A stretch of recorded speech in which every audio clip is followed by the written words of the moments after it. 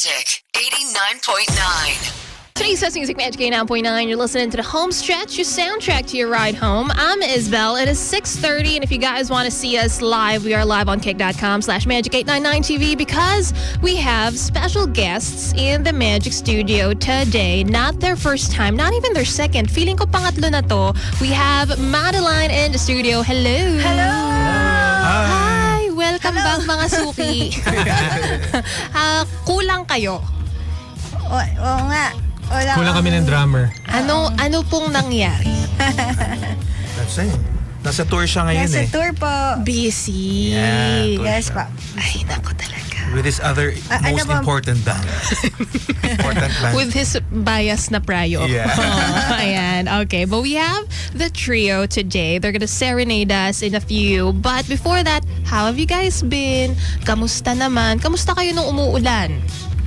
Okay naman kayo? Everybody's safe? Lugi ako sa kanila eh, kasi work from home sila. Pero okay naman. Safe naman kami. Okay. Nasa bundok kami ni RB.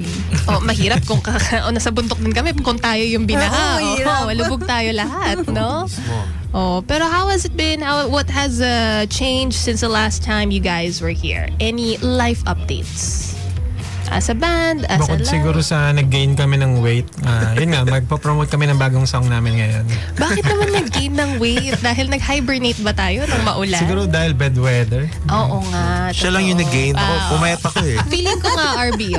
Pumayat ka nga. Nabawasan yung gitara mo. Oh, minsan, pumayat yung buhok ko.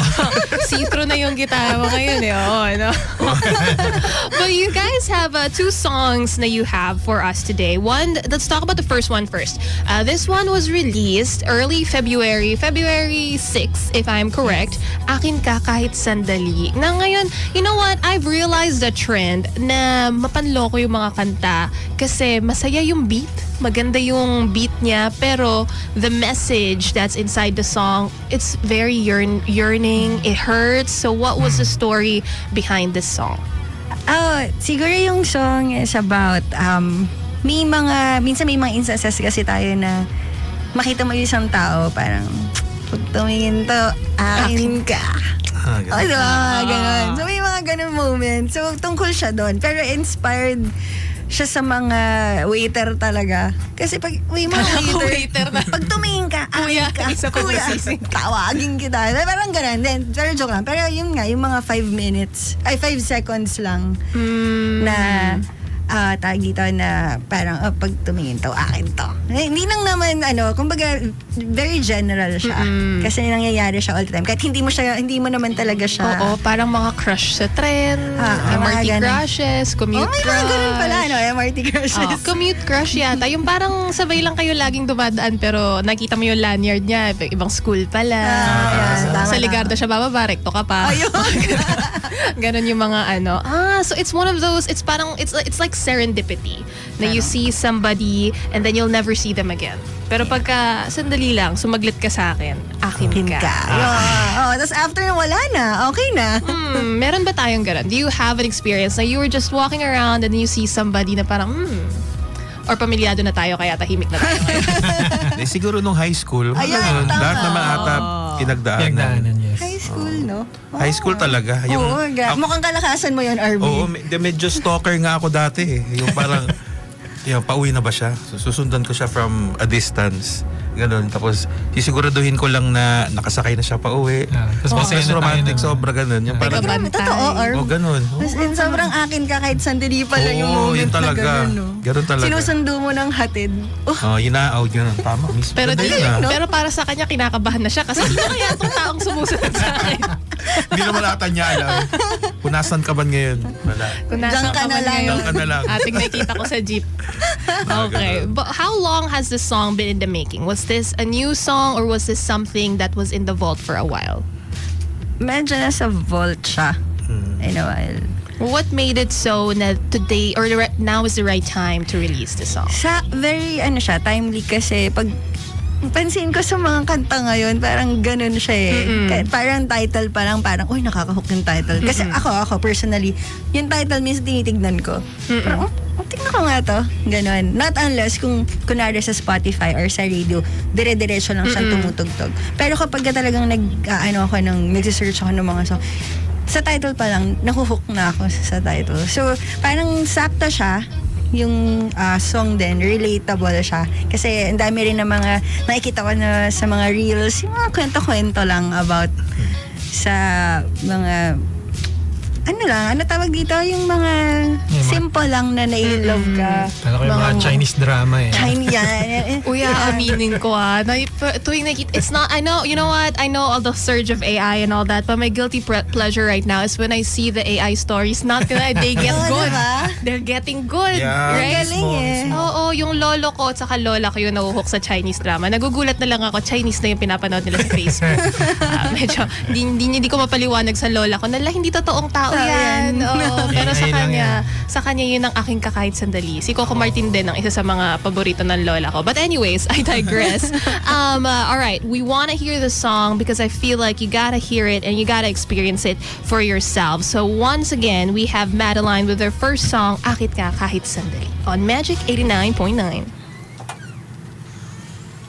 1, 2, 3, 4.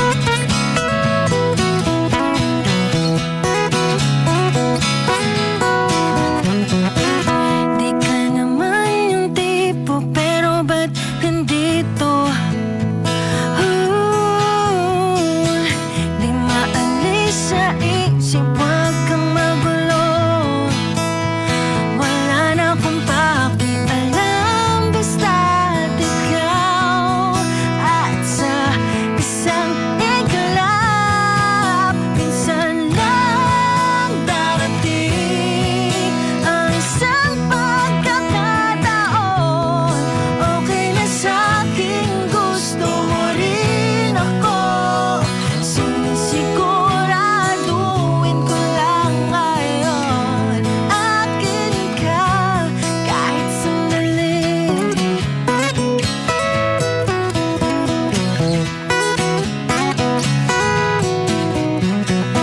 Sa bawat tingin, nag-iiba ang mundo.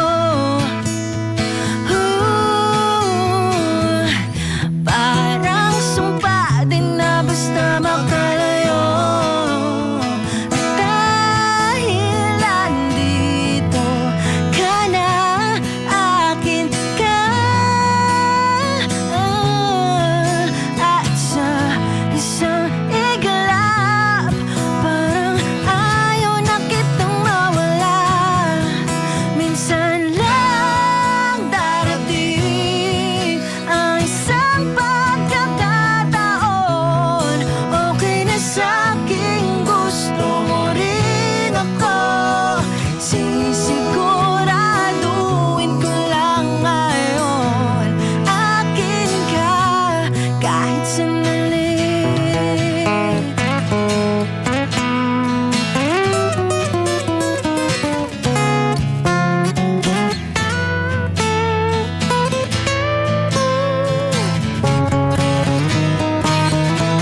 Sabihin mo na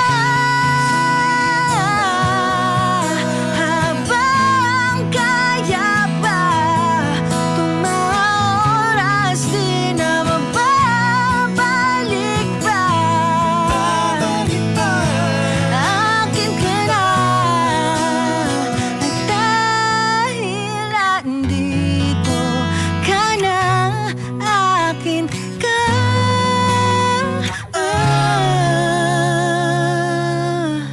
At sa isang iglap, parang ayaw na kitang mawala. Minsan lang darating ang isang pagkakataon. Okay na sa'king gusto mo rin ako. Sisiguraduhin ko lang ngayon, akin ka kahit sandali.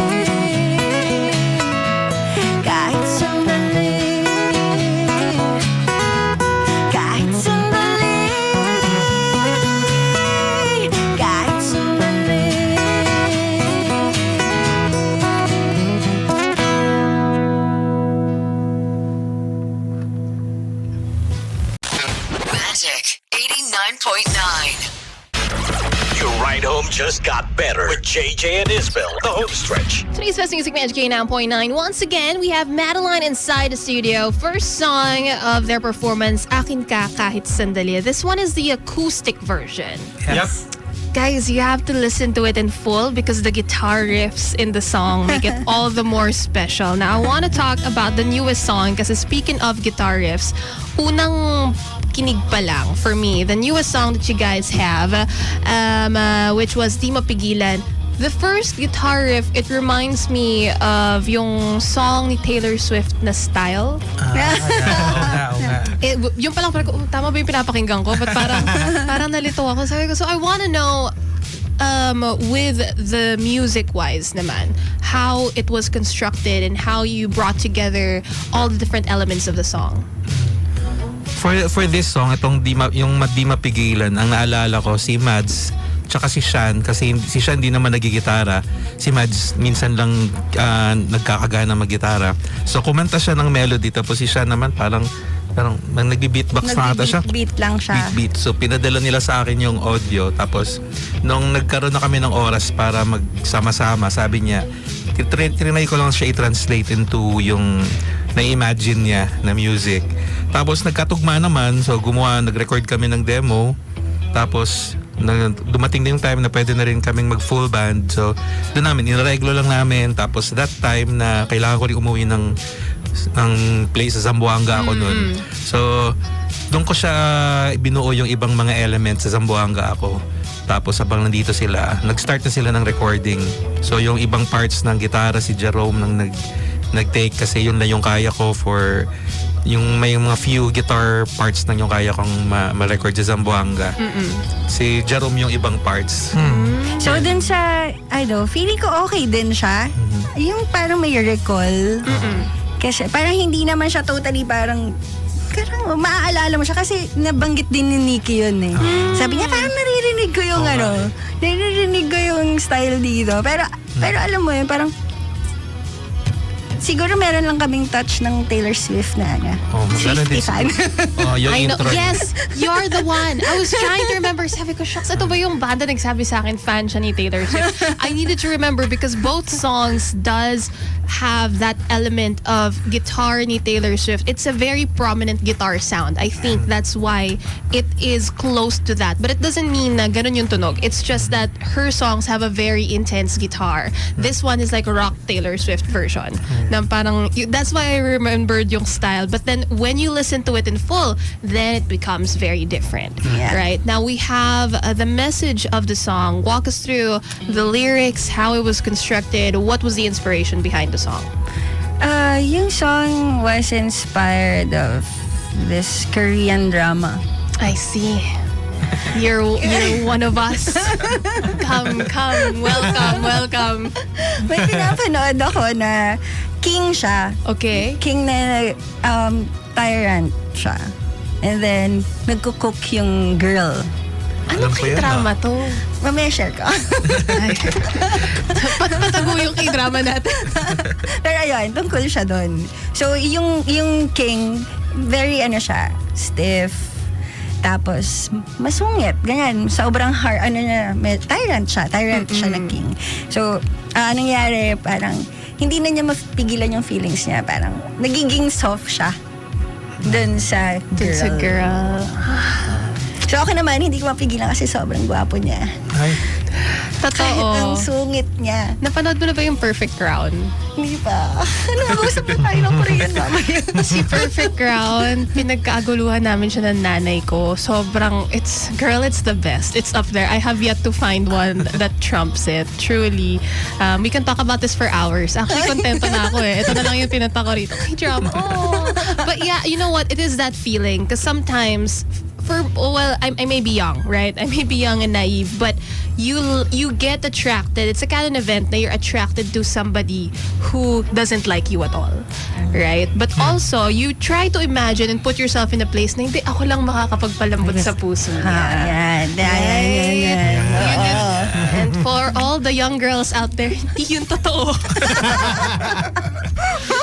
Sa kanta lang po siya nangyayari. But yeah, you know, it is a typical love song that you want to be, so you want somebody to be that for you. You want them to change for you, right? And Yeah. this is in the perspective of the guy Yeps. na hindi niya mapigilan Pigilan yung feelings niya. Oh.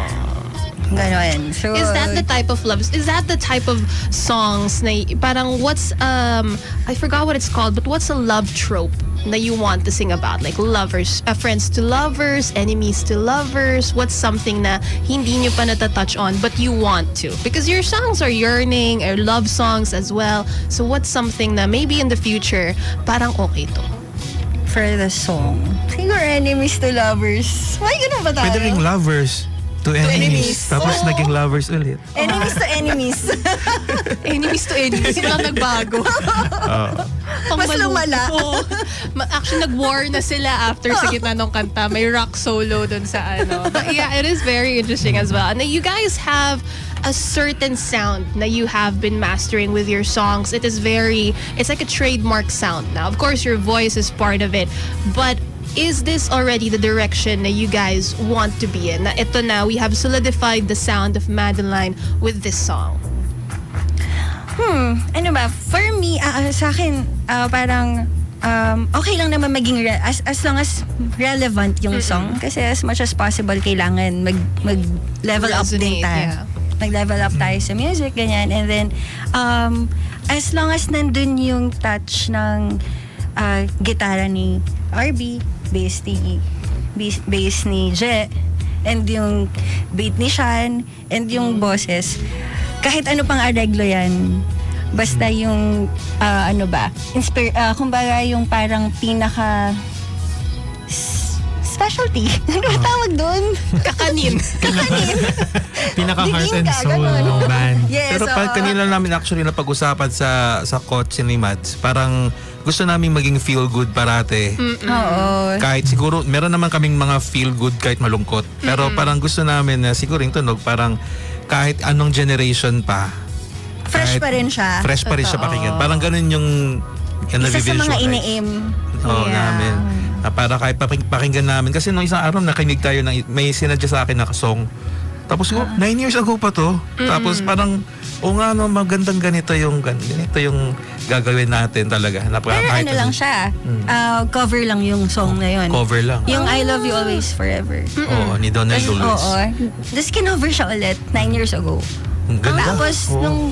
nung ni-revive niya, ang ganda. Parang bago lang siya. Parang bago lang. Pag tinignan mo, 9 years ago na pala. May modern take siya for the Oo, song. ang galing. Totoo naman. And I have to say, when I do listen to you guys' songs and every time you come back on the show, it sounds like you guys, right? Because of course, you guys have been part of many different bands. You have been through many different sounds as well. But for as long as, tama ka nga, for as long as kayo magkakasama, kahit paano mo arrange yan, sapin-sapin pa rin ang kalabasan. Tama. Di ba? Kakanin. Sa kakanin, no? Hindi pa. Wala. Yung dinner ko kanina, merienda lang yan sa akin. Wala, gutom pa ako. But, okay, if you guys are hungry for more, we have another song from Madeline. This one is their newest release, Di Mapigilan. Once again, you listen to Madeline on Magic 89.9.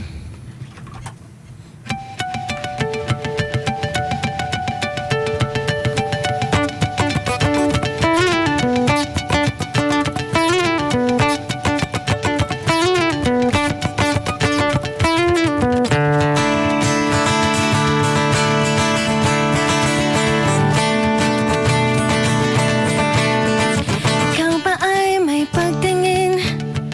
Sinabi sa sarili bawal maadik. Isa, dalawa, tatlo, pilit kong binibilang ang mga oras na baka ako'y mahulog. Di ko pinapansin, di ko sinasabi, pero bakit pa ikaw ang laging nasa tabi? Sa chat, sa isip, sa pangarap, baka di ko pa matanggap. Wala nang magawa, tanggapin na lang. Tuloy ang nahulog. Ikaw na ang gusto, aayaw na lang. Pero wala na, sige nga, tanungin natin, paano ba tayo? Huwag mo nang isipin ang dulo at bukas, basta't nandito ka lang. Hayaan nating lumipas. Di ko pinapansin, di ko sinasabi, pero bakit ba ikaw ang laging nasa tabi? Sa chat, sa isip, sa pangarap, baka di ko pa matanggap. Wala nang magawa, tanggapin na lang.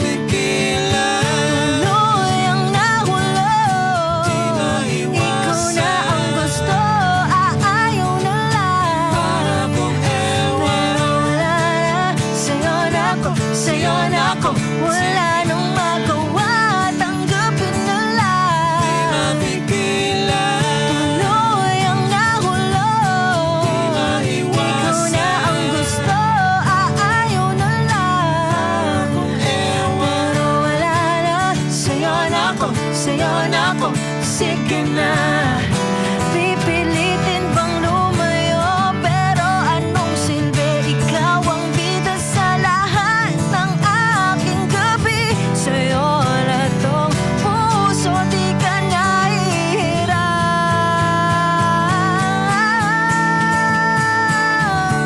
Sa'yo na ako, sa'yo na ako. Sige na.